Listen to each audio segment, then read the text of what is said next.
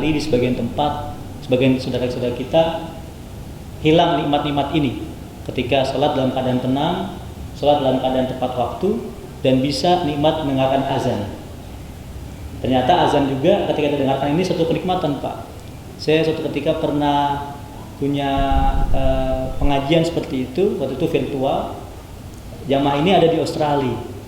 Dia berkata, Ustadz, tolong Ustadz rekamkan saya suara azan live gitu. Saya bilang, kok live Pak? Kenapa Pak? Azan aja pakai live. Ya Ustadz, di Australia kita hanya dengar seminggu sekali pas sholat Jumat aja gitu. Karena hari-hari kita sholat yang dapat dengar azan secara langsung, yang ada lewat HP dan lain-lain. Maka ini kenikmatan yang kita perlu syukuri barangkali, yang kata Allah, la in syakartum la azidannakum. Jika kalian bersyukur maka aku akan tambah nikmatku kepada kalian. Lalu salawatkan jika dengan salawat kepada baginda Muhammad sallallahu alaihi wasallam, saudara kita, baginda besar kita, juga orang yang kita cintai dan yang kita akan gali pada hari ini hikmah-hikmah dari setiap detik-detik kisah hidup beliau. Saya di sini sebelumnya menggantikan Ustaz Happy Andi ya Pak, yang beneran sedang pada posisi yang kita akan bahas pada hari ini. Tempatnya itu di Tanah Suci Mekah Al-Mukarramah dengan ibadah haji. Kita doakan semoga beliau haji mabrur dan bisa terima Allah Subhanahu wa taala. Jemaah sekalian, sebelum kita mulai pada taklim sirah pada hari ini, ada sebuah mukaddimah yang saya biasa sampaikan ketika kita membahas tentang sirah. Ada dua poin penting. Yang pertama, suatu ketika Nabi sallallahu alaihi wasallam pernah duduk-duduk dengan para sahabatnya di Masjid Nabawi menjelang waktu zuhur. Biarkan dalam hadis tersebut, sambil waktu zuhur, beliau dengan para sahabat beliau mengatakan, "Wadittu lau ara ikhwani." Wadittu lau ara ikhwani. Semua mengatakan wadittu. Kata-kata wud itu adalah cinta. Wud, wadud, wadittu, fi'il madhinya. Saya kepengen banget. Saya rindu sekali. Saya kangen sekali. Saya cinta sekali bertemu dengan ikhwan saya, dengan saudara-saudara saya. Sahabat kaget. Kok bicara itu di depan kita? Sahabat menimpali, ya Rasulullah, awalasna ikhwanuka? Wahai utusan Allah, bukankah kita ini ikhwan-ikhwan Anda, saudara-saudara Anda? Nabi mengatakan, la, bal antum ashabi. Bukan, kalian adalah sahabat-sahabatku. Karena sahabat syaratnya satu, yaitu harus ketemu dengan Nabi dalam kondisi dia langsung Islam. Sahabat dengan Nabi SAW, meskipun waktu masih kecil, ada sahabat-sahabat sighar seperti Ibnu Abbas, Ibnu Umar, itu sahabat karena langsung melihat Nabi SAW. Kata Nabi SAW, hum alladzina amanu bi walam yarawni. Lantas siapakah ikhwan-ikhwan Nabi SAW yang beliau udah dari dulu pengen ketemu dengan mereka, bahkan masih beliau hidup. Hum alladzina amanu bi walam yarawni. Mereka orang-orang yang beriman kepadaku. Tentu sepaket Pak, beriman kepada Allah plus pada Rasulullah SAW. Walam yarawni, nah ini syaratnya. Dan mereka belum pernah melihatku. Siapa itu mereka Pak? Apakah kita? Insya Allah kita sudah demikian. Maka ini suatu hadis yang sangat motivasi kita, hadis sahih. Hadis yang sahih yang ini menjadi betapa kemudian Nabi SAW sangat mencintai orang-orang yang kemudian beriman kepada beliau meskipun belum melihat beliau. Maka nanti pun dalam hadis yang lain dikatakan tentang lompatan-lompatan pahala bagi mereka yang beriman dan kuat istiqomah meskipun tidak melihat Nabi sallallahu alaihi wasallam. Tidak sampai di sini hadis ini, misalkan ketika kita belajar sirah pun, belajar sejarah pun, landasannya hadis ini. Hadis ini satu garis dengan Allah Ta'ala, laqad kana fi Rasulillahi uswatun hasanah. Sungguh telah ada dalam diri Rasul itu uswah hasanah. Maka kita garis sirah ini semata-mata karena Rasul cinta dengan kita pun cinta dengan Rasul dengan cara cinta dengan beliau dan mengikuti sunnah beliau. Yang kedua, jemaah sekalian Allah muliakan, saya akan menyitir suatu perkataan ulama, seorang ulama di Suriah, mantan mufti Suriah. Beliau mengatakan tentang sejarah. Beliau mengatakan bermasa bodoh dengan sejarah merupakan suatu kebodohan. Kalau kita masuk dengan sejarah maka itu satu kebodohan.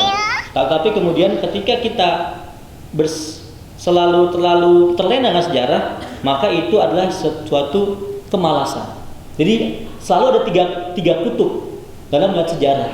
Ada orang yang selalu bernostalgia terlalu lama dengan sejarah. Oh, Islam pernah jaya, Islam pernah punya peradaban, Islam luar biasa.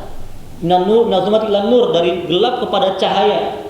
Tapi sebatas narasi-narasi yang tidak bisa berefek. Kata ulama ini, beliau mengatakan bernostalgia terlalu lama dengan sejarah suatu kemalasan. Tapi masa bodoh dengan sejarah, itu kan dulu, sekarang nggak mungkin lagi. Itu mah dulu memang kita, sekarang udah berubah zaman. Nah, ini suatu kebodohan. Maka beliau kasih garis tengah bahwasanya sejarah sebagai batu pijakan kita untuk kita bisa belajar, dan nanti pasti ada satu pola-pola yang sama. Maka ulama-ulama sejarah, para sejarah mengatakan ada satu teori yang ini diperdebatkan. Apakah sejarah berulang atau tidak berulang? Saya mengatakan sejarah berulang.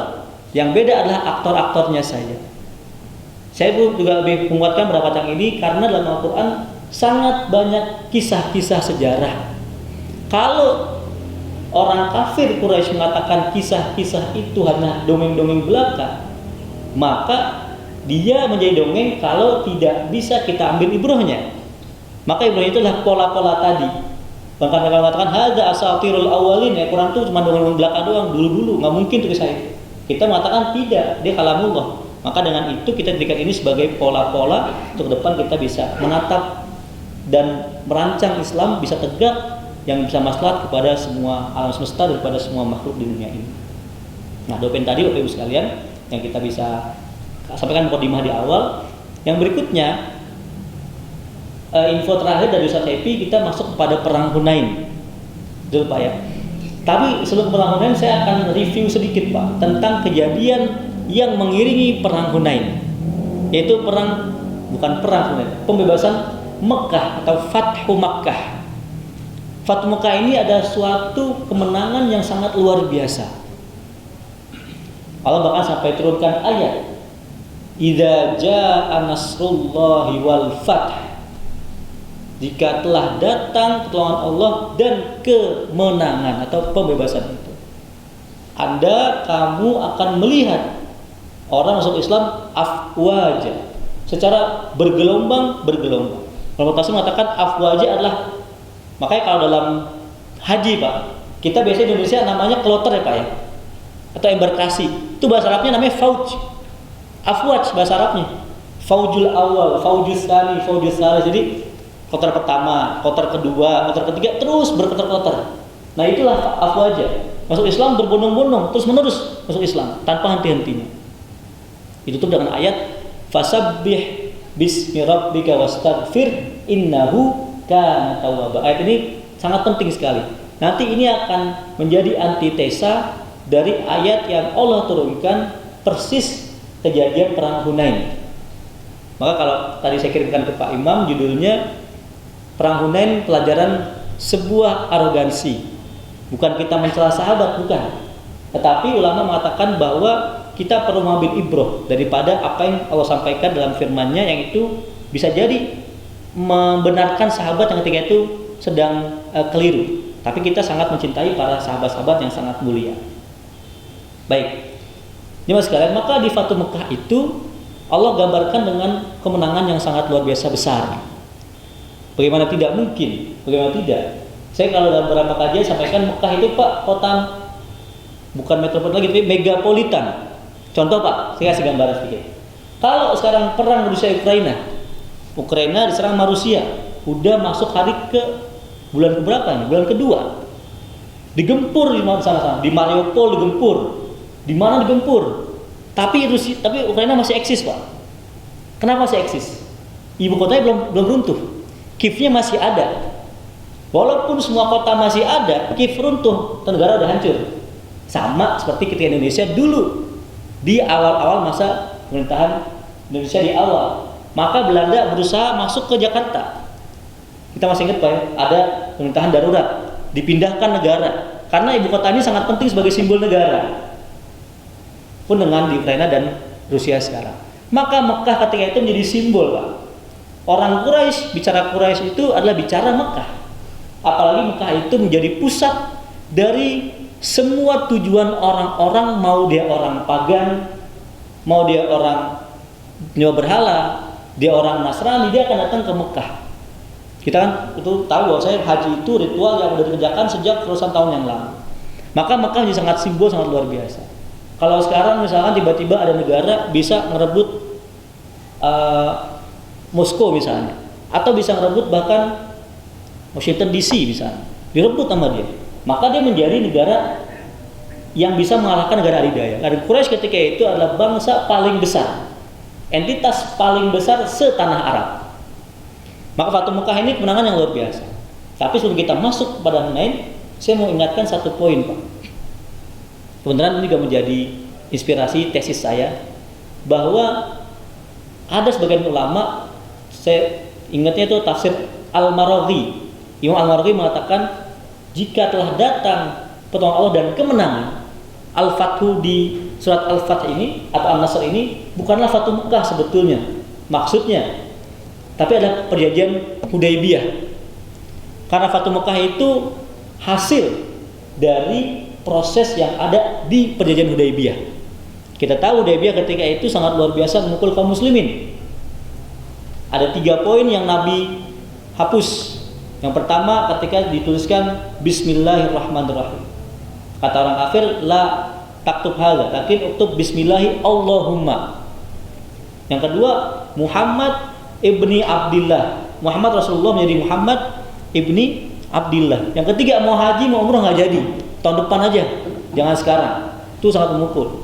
Tapi ternyata di situ ada strategi Rasulullah SAW, dan di situ Rasul melihat pandangan ke depan. Rasul ketika itu berposisi sebagai kepala negara, karena beliau berhasil menjadikan diri kaum muslimin Madinah sebanding dengan Roma, Persia, Mesir, dan lain-lain. Kalau nggak Hudaybiyah, nggak mungkin Rasul bisa kirim surat ke negara tersebut. Kalau karena Hudaybiyah, nggak mungkin Rasul bisa kirim utusan-utusan, kirim surat-surat sejajar dengan Raja Heraklius, dengan Raja Persia, dengan Raja Mesir, dan lain-lain. Maka itu proses yang terjadi. Maka di sini para ulama mengatakan Rasul ketika itu sangat luar biasa strateginya dan visioner ke depan dalam melihat perkembangan negara yang sedang beliau rintis sehingga jadi negara Madinah. Maka Fatu Mekah menjadi hasil buahnya ketika itu. Baik. Nah, Fatu Mekah 19 hari pasca Fatu Mekah terjadilah perang yang mengiringi Fatu Mekah, itu adalah perang Hunain. Terjadi pada tanggal 2 Syawal. 2 Syawal. Kita bisa bayangkan Pak ya, Fatu Mekah 2 Ramadan, tanggal 17. Kita Ramadan biasanya kan lagi sibuk-sibuk apa gitu ya. Syawal juga lagi sibuk-sibuk mudik gitu Pak ya. Sibuk-sibuk beli baju dan lain-lain. Rasul di tahun 2 Syawal ini udah merintis atau merancang strategi perang ketika itu dengan suku Hawazin. Nah, langsung kita masuk ke sana. Maka pasca kekalahan Quraisy, kita tahu ketika itu bangsa Quraisy hampir semuanya masuk Islam. Meskipun ada yang terpaksa, ada yang sungguh-sungguh, atau ada yang masih dengan agama masing-masing, tapi tunduk dalam negara atau dalam kekuasaan Rasulullah SAW. Rasul mengatakan, hari ini barang siapa yang masuk dalam Ka'bah, adalah rumah Abu Sufyan, maka dia aman. Kaum kafir udah ketakutan, bakal dieksekusi. Kita kan merangin dia, kita kalah eksekusi semuanya nih. Nyata enggak. Kata Nabi SAW, hari ini aku katakan sebagaimana Yusuf mengatakan kepada para saudaranya, antum tulaqo, kamu itu semuanya bebas, terserah milih masuk Islam ahlan, masuk Islam yang penting ikut dengan aturan Islam. Nah, seperti Sofwan misalnya, Sofwan juga ketika itu belum masuk Islam, tapi ada orang tokoh lain Abu Sufyan belum masuk pada Islam. Nah, maka kemudian suku kedua terbesar itu adalah suku Hawazin, Pak. Suku yang paling besar di tanah Arab udah berhasil Rasulullah SAW taklukkan, suku Quraisy dengan Fatu Mekah. Tapi ada suku yang juga besar, itu suku Hawazin namanya. Suku Hawazin ini bermukim di sekitar Mekah, di Taif tepatnya. Jadi Bapak Ibu sekalian yang pernah umroh atau haji pernah ke Taif, atau bahkan pernah lewatin pada Hunain. Hunain kayak lembah gitu, Pak. Itu jaraknya dekat-dekat itu, antara Mekah, Taif dengan Hunain. Ke Madinah lebih jauh lagi. Ada dekatan ke Mekah, ada dekatan ke Taif dengan dekatan ke Hunain dibanding ke Madinah. Hawazin lantas merasa terancam bahwa yang paling besar saja udah kalah dengan kita. Apalagi ketika itu Hawazin ini menjadi suku yang juga ditakuti dan suku yang juga punya kekuatan yang sangat luar biasa. Maka kemudian Hawazin ketika itu bersepakat, oke, kita harus serang Mekah. Jangan biarkan mereka lengah. Mereka baru menang nih. Mereka masih bergegap gempita, senang. Jangan kasih bahasa anak sekarang gaspol. Jangan kasih celah, langsung gas. Langsung tancap gas, kita serang kaum muslimin sana. Kalau kita nggak serang, mereka serang kita. Kita akan terancam kondisi di Taif ini. Maka ketika itu orang Hawazin berkumpul dan menunjuk seorang pemuda untuk memberikan semangat juang mereka bernama Malik bin Auf yang berumur ketika itu sekitar 24 tahun. Sebagian orang mengatakan 26 tahun, tapi banyak juga mengatakan 24 tahun. Dia akan memimpin pasukan Hawazin untuk kemudian menyerang kota Mekah. Tapi memang Nabi SAW itu adalah orang yang paling jago strategi, Pak. Nabi SAW meskipun Nabi itu kisah heroik beliau kita sering temukan, tapi yang paling penting beliau itu sangat tahu pergerakan musuh. Maka pasca beliau pas Mekah pun ketika berhasil juga tidak lekang daripada intel beliau nih. Dia Rasul itu punya intel sangat handal. Contoh yang paling handal itu ketika di perang Khandaq misalnya. Bagaimana ada intel orang baru mu'alaf jadi infiltran beliau, jadi intel beliau yang bernama Nu'aim bin Mas'ud. Dan di peristiwa pun juga beliau punya banyak orang-orang yang menjadi mata-mata tempat musuh, menyamar sebagai warga sekitar dan lain-lain. Mengabarkan orang ini berikan kabar kepada Rasulullah SAW, ya Rasulullah, ketahuilah bahwasanya suku Hawazin ini mereka udah berkumpul dan mereka udah bersiap berperang ke Mekah. Ditaksir berapa jumlahnya? 12.000, sekitar 12.000 jumlah mereka. Oh begitu, sampaikan kepada Rasulullah SAW. Maka Nabi pun ketika itu juga mengumpulkan para sahabatnya, menyatakan, ayo kita harus bersiap karena musuh, karena Hawazin di Taif dekat sekali, Pak. Mekah ke Taif itu jaraknya sekitar 60 km. Kalau zaman sekarang paling kalau jalan naik mobil 2 jam, tapi kalau dulu mungkin perjalanan 3/4 hari lah. Kalau jalan kaki dengan pasukan seperti itu, jadi sangat dekat sekali. Kalau kita nggak bersiap-siap, kita nggak akan bisa melawan mereka.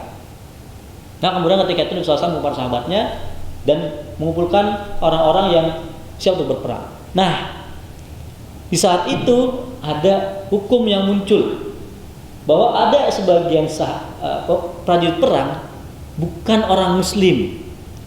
Sebagian riwayat katakan ada sekitar 2.000 orang.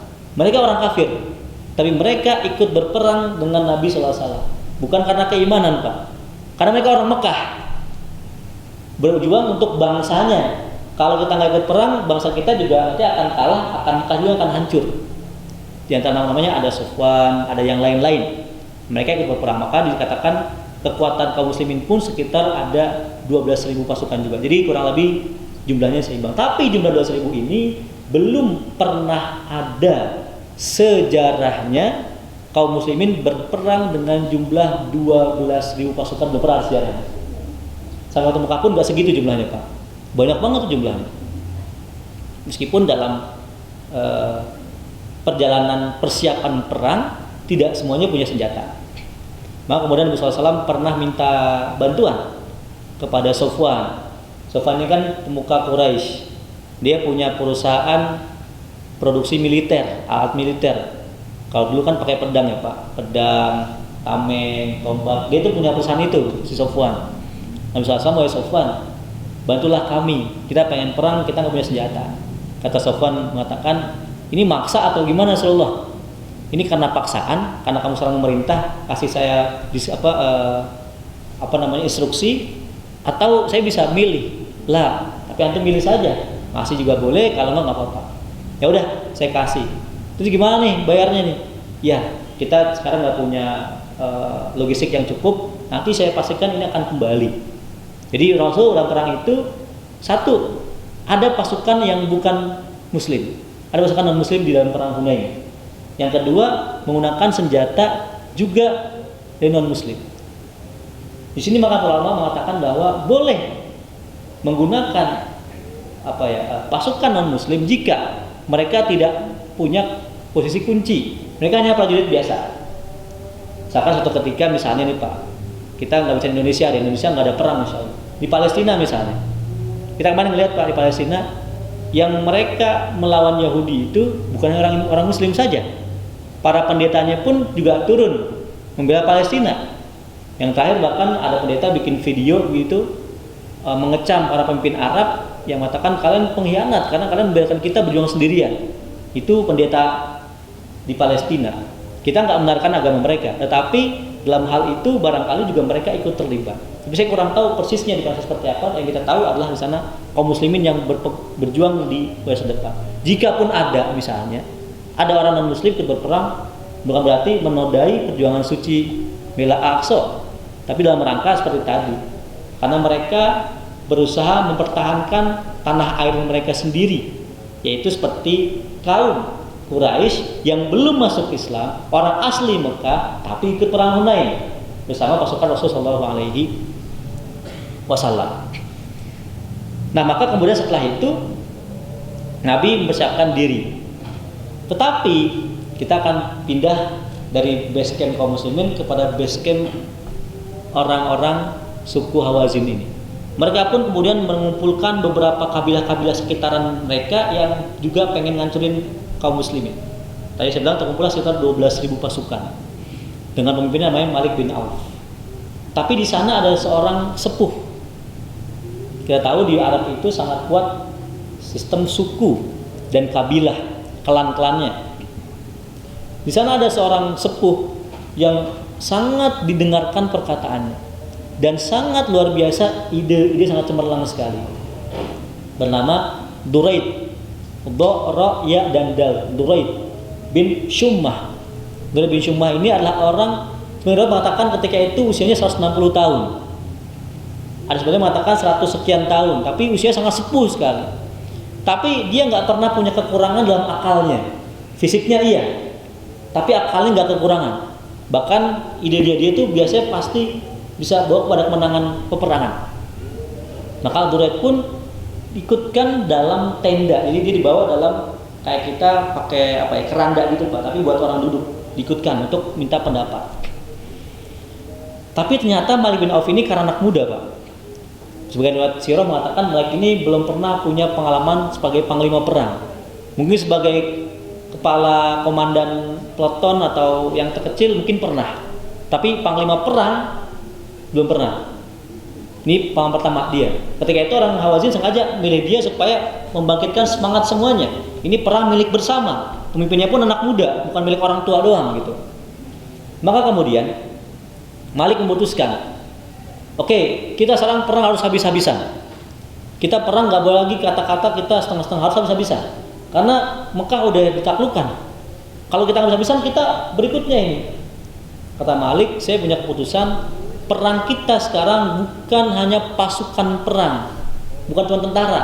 Tentara wajib bawa anak, istri dan semua keluarganya.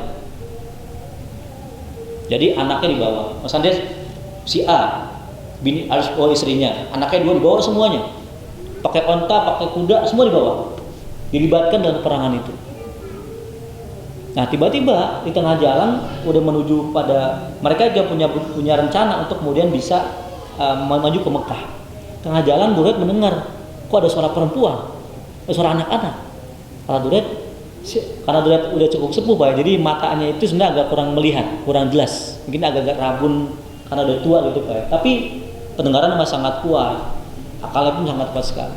Duraid mengatakan dalam modus tersebut, kok saya mendengar suara perempuan nih, suara anak-anak nih, itu siapa mereka? Bukankah pasukan sedang berjalan ke kota Mekah? Kata pasukan, iya, karena panglima kita menyuruh kita bawa semua keluarga kita, anak, istri dibawa semua. Dia kaget. Lantas dia bertemu dengan panglima, wahai Malik bin Auf, demi Allah, ente itu nggak tahu cara perang katanya. Ente ngapain bawa anak sama istri semuanya ini? Kata Malik, loh, kenapa ini pesan saya? Saya bawa mereka karena mereka tentara supaya nggak punya alasan buat mundur, nggak ada alasan buat diskresi, buat desersi. Kalau mereka nggak bawa anak keluarga bisa desersi. Musuh banyak, takut pulang aja. Di rumah masih ada yang nungguin. Saya pengen mereka berjuang mati-matian. Mereka mundur, anak istri jadi taruhannya. Bakal mati anak istri ente nih kalau ente mundur. Kata Duret, demi Allah ente sungguh ente itu tidak tahu cara perang gimana. Kata Duret, orang kalau perang itu nggak mikir lagi siapa di sampingnya. Dia pasti kabur ngambilin diri sendiri. Orang kalau ada perang atau desak ini, yang dia pikirkan cuma satu, gimana caranya selamat. Mau ada anak kek, mau ada istri kek, nggak peduli. Karena saya udah sering kali ikut perang dan saya ikut banyak memberikan pendapat-pendapat saya sebagai penasihat perang dalam beberapa perang-perangan yang digeluti oleh kaum Hawazin. Di tengah diskusi tersebut kemudian terdengar oleh para pasukan dan para jurid. Maka Duret dengan maksa mengatakan, udah itu pulang-pulang aja, anak-anak pada pulang, anak-anak kecil dan para perempuan pada pulang.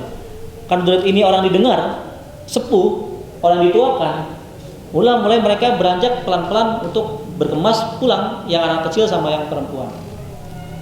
Di situ Malik kemudian buat suatu simulasi. Dia taruh pedangnya itu. Kalau pedang itu kan ada yang pegangannya Pak ya. Pegangannya taruh di tanah, kemudian yang ujungnya dia lekatkan ke dadanya dia. Dibilang, wahai pasukan semuanya, wahai kaumku, kalau kalian pada pulang semua, saya akan bunuh diri. Bunuh diri saya. Pak Gunanya kalian milih saya, tapi kalian mendengarkan saya. Saya kan panglima Anda. Saya bikin keputusan kok Anda malah menyeleweng daripada keputusan saya. Di situ kemudian para pasukan akhirnya berpikir dua kali. Mereka berdiskusi, kita ikut yang mana nih? Ikut Duret atau ikut panglima kita? Mereka sepakat bahwa mereka ikut panglima yang mereka pilih sendiri. Mereka pun akhirnya tetap memboyong anak dan istri mereka untuk menuju kepada Mekah. Maka mereka juga sebelum itu punya strategi, kita berkemahnya di Hunain. Karena orang Taif itu tahu, yang pernah Taif itu kan cukup tinggi Pak jaraknya. Di tanah Arab itu ada berapa lokasi yang memang secara geografi itu udah kayak persiapan mau perang. Artinya ada gunung-gunung yang membentengi dia. Contoh Madinah. Dalam perang Uhud itu, kenapa kok di Bukit Uhud? Bukan di tempat yang lain. Karena memang ada bukit-bukit sekitar Madinah itu yang melindungi Masjid Nabawi. Di antara pintu masuknya hanya dari Uhud saja. Kalau di Mekah pintu masuknya cuma dari Uhud doang gitu. Di sana pintu masuknya. Nah di Hunain pun sama. Hunain itu bentuknya lembah yang cukup terjal dan cukup dalam. Maka mereka mengatakan kita bergerak duluan, kita akan kuasai Hunain. Yang nanti kalau kita pada posisi kita di bawah, mereka di atas, kita gampang untuk kemudian memukul mereka. Karena kan jaraknya kan berbeda pertemuannya. Mereka merancang seperti itu. Nah di situ kemudian Rasulullah SAW belum mendapatkan informasi kalau kaum Hawazin telah bergerak ke Hunain. Nabi tahunya mereka udah mau perang aja, udah siap-siap perang. Tapi di mana ketemunya, di mana base campnya, di mana strategi mereka, Nabi belum tahu informasi itu. Karena keburu orang-orang Hawazin ini bergerak, di saat yang sama intelnya beliau lagi ngabarin kepada Rasulullah SAW. Jadi belum sempat balik dapat informasi tambahan itu. Nah, maka kemudian setelah berjalan sampailah kaum Hawazin di lembah Hunain. Saya katakan lembah Hunain ini dekat dengan Taif dan dengan Mekah di antara pertemuan itu, dan di sana lembahnya cukup curam. Dan di sana posisinya sangat strategis bagi mereka yang bisa menguasai tanah itu lebih dahulu.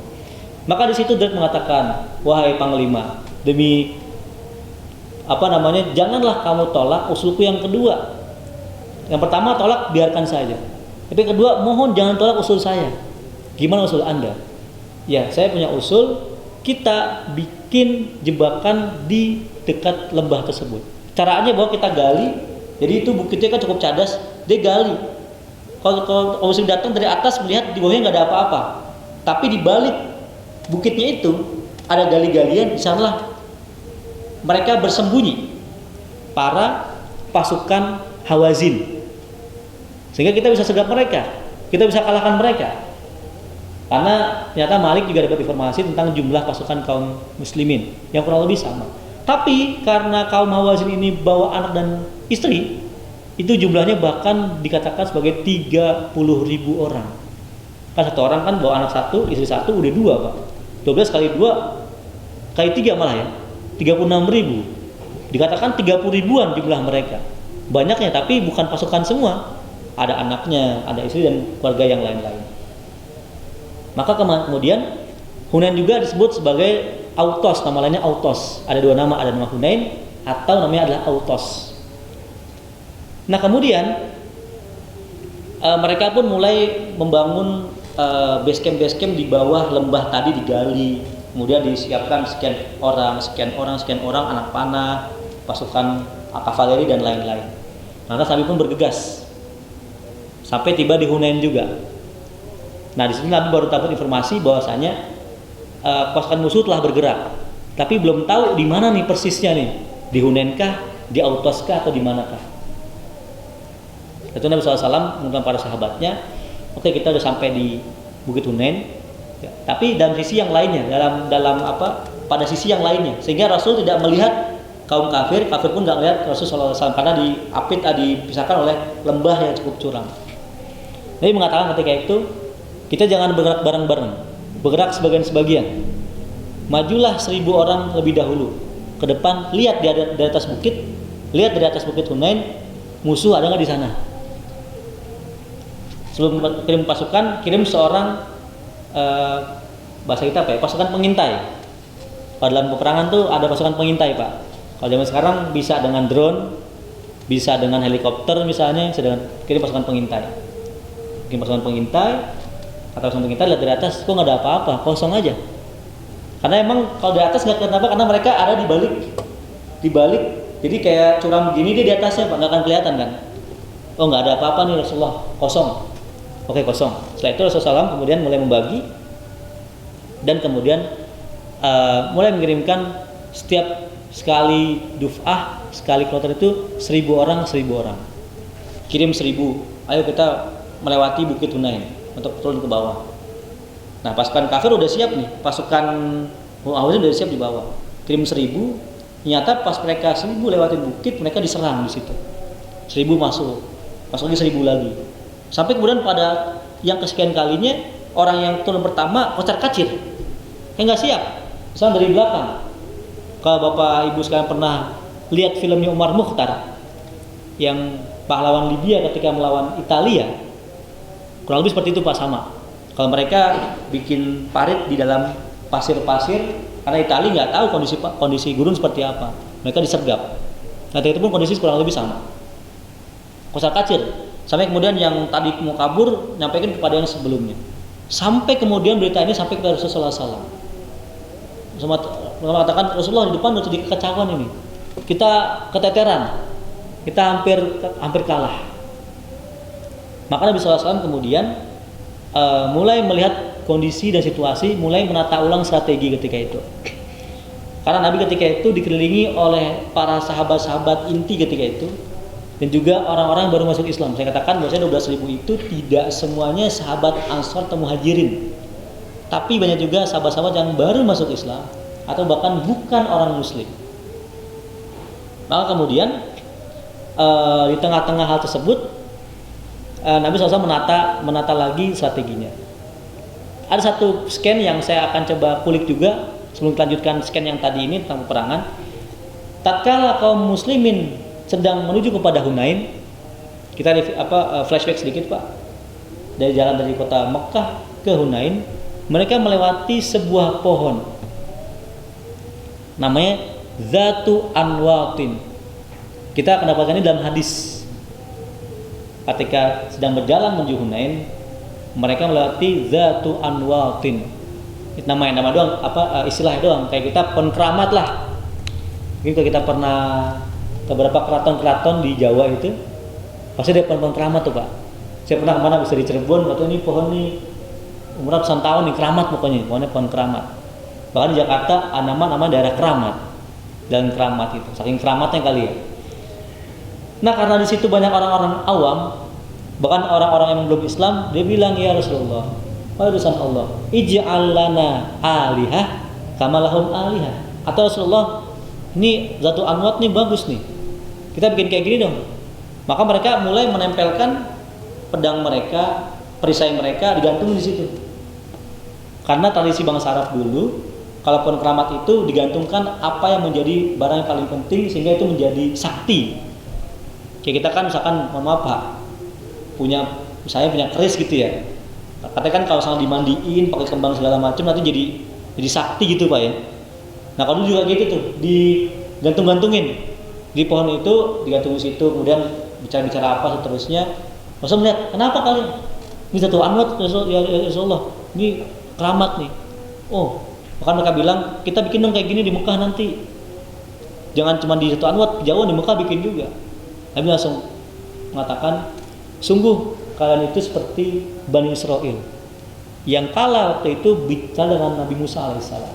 Bani Israel baru aja ngelihat Fir'aun tewas, tenggelam di di Sungai Nil. Mereka kemudian melewati suatu kaum yang juga menyembah berhala.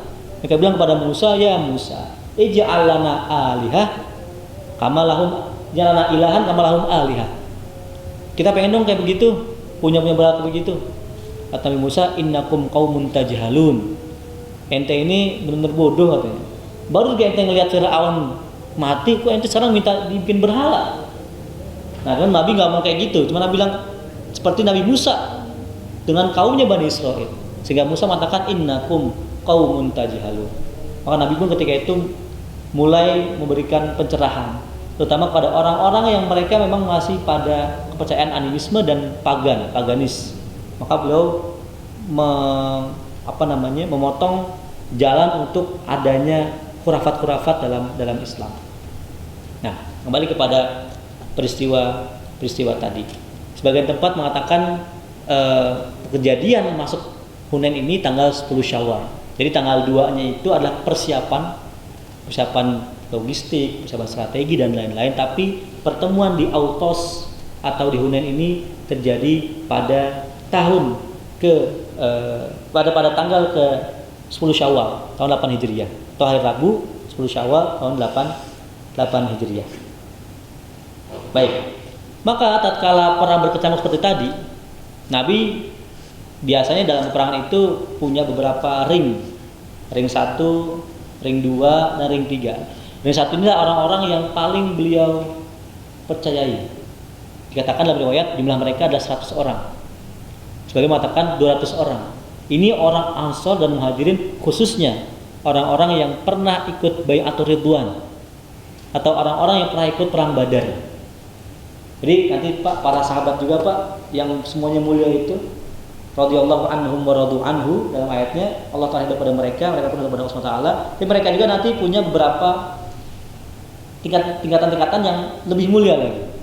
Di antaranya orang-orang ahlu Badar itu yang paling sangat mulia, yang pernah ikut perang Badar. Yang kedua adalah orang-orang ahli Bai'atur Ridwan. Itu orang-orang yang ikut pada Bai'atur Ridwan di bawah pohon Ridwan. Pas kapan? Pas Hudaybiyah. Pas ketika itu infonya Utsman dibunuh. Kan Utsman kan dikirim ke kaum kafir Quraisy ketika itu untuk bernegosiasi. Muncullah Saywar dari kalangan musuh, ada narasi Utsman dibunuh. Biar takut maksudnya, biar gentar Saywar. Lantas ketemu Rasulullah mengumpulkan para sahabat semuanya, kumpul sekarang di Baitur Ridwan, kita berkumpul janji setia untuk mati. Maka semua sahabat pun berjabat tangan dengan Rasulullah SAW, satu persatu jabat tangan. Rasulullah, saya bersumpah demi Allah akan siap mati bela Anda dan agama Anda. Semuanya itu namanya ahlu Bai'atur Ridwan. Sekarang ada nggak Ustadz pohon Baitur Ridwan? Udah nggak ada Pak. Pakai tante ke Mekah, nyari Baitur Ridwan mana nih? Pohon Ridwan nggak akan ada. Kenapa? Zaman Umar udah ditebang pohon itu Pak. Karena semakin tadi Datuk Anwar mereka mengkeramatkan pohon Ridwan, sehingga Umar pun ketika itu menebang pohon Ridwan supaya tidak dikeramatkan. Baik, balik pada kisah tadi. Maka Nabi ketika seperti itu kacau kondisinya, tengah perang berkecamuk, kaum muslimin terdesak, mirip-mirip kondisinya kayak perang Uhud. Cuma kalau perang Uhud kan kelihatan Pak, musuhnya kelihatan depan muka gitu ya, depan mata, nggak ada penghalang. Kecuali kaum muslimin, bahkan kaum muslimin lebih unggul karena ada pasukan pemanah 70 orang di bukit Jabal Rumat, Jabal Gunung Pemanah. Yang ketika kalah mereka kena turun, sisa 2 orang 3 orang, mereka pun diserang balik oleh Khalid bin Walid dari belakang. Terdesak kondisinya. Dari perang Uhud bahkan Nabi SAW itu sampai giginya pecah, gerahamnya, kena anak panah ketika itu. Nah, maka dalam perang itu Nabi terdesak, Nabi mengatakan dengan lantang, wahai pasukan, kembali, kumpul ke sini, ke base camp, kembali ke ketemu dengan saya. Maksudnya suruh mundur dulu, kita atur strategi. Tapi karena kondisi kacau, orang pada nggak dengar, Pak. Tapi Nabi SAW punya paman, namanya Al-Abbas. Ya, Al-Abbas. Paman Nabi ini adalah orang yang punya suara sangat lantang. Nabi minta bantuan, wahai Abbas, tolong panggilin para pasukan. Jangan panik, jangan sporadis. Tapi kita mundur sebentar. Dalam ayat dikatakan namanya adalah mutahayyizan, adalah kembali untuk kemudian merancang suatu strategi. Dalam perang boleh kita mundur? Boleh. Jika mundurnya itu untuk mengatur strategi. Maka Nabi mengatakan Abbas pun mengatakan, wahai manusia, wahai kaum muslimin, wahai kaum yang bersama dengan Rasulullah SAW, sebagian kumpul, sebagian enggak. Maka beliau mengatakan, wahai ahlu Baitur Ridwan, wahai kalian yang pernah sumpah dengan Baitur Ridwan. Maka mereka pun kemudian bergegas semuanya. Jadi ada kata kuncinya itu. Kita dipanggil, wahai para ahli Baitur Ridwan, mereka pun semua berkumpul ke Nabi SAW. Maka mereka pun akhirnya setelah itu berkumpul ke Nabi SAW. Maka pasukan Islam bersatu. Nah, kaum Hawazin pun kemudian makin ganas, Pak, makin ganas. Dikatakan dalam perang yang cukup pelik tadi itu terbunuh kurang lebih sekitar 70 orang saja dari kaum Hawazin, dan korban tewas dari kaum muslimin sampai ratusan orang. Jadi sangat luar biasa dahsyat pertempuran ketika itu, dan kaum muslimin sangat terdesak.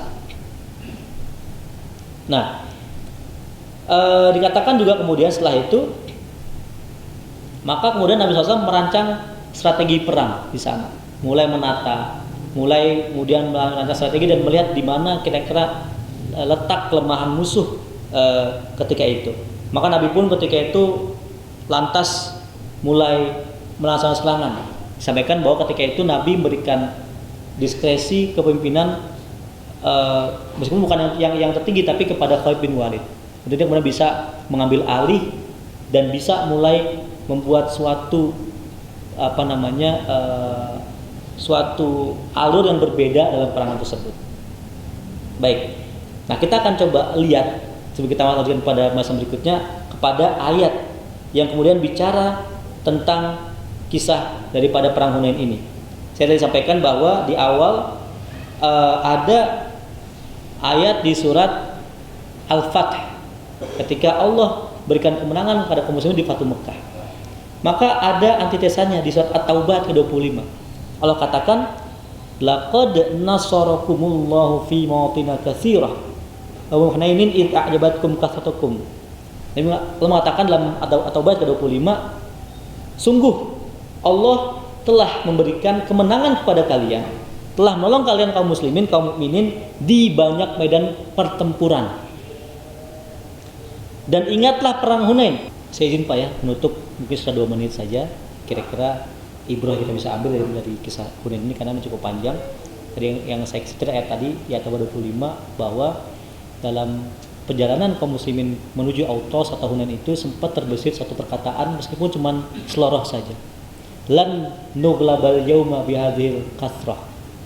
Kita nggak akan pernah kalah dengan jumlah banyak kayak begini.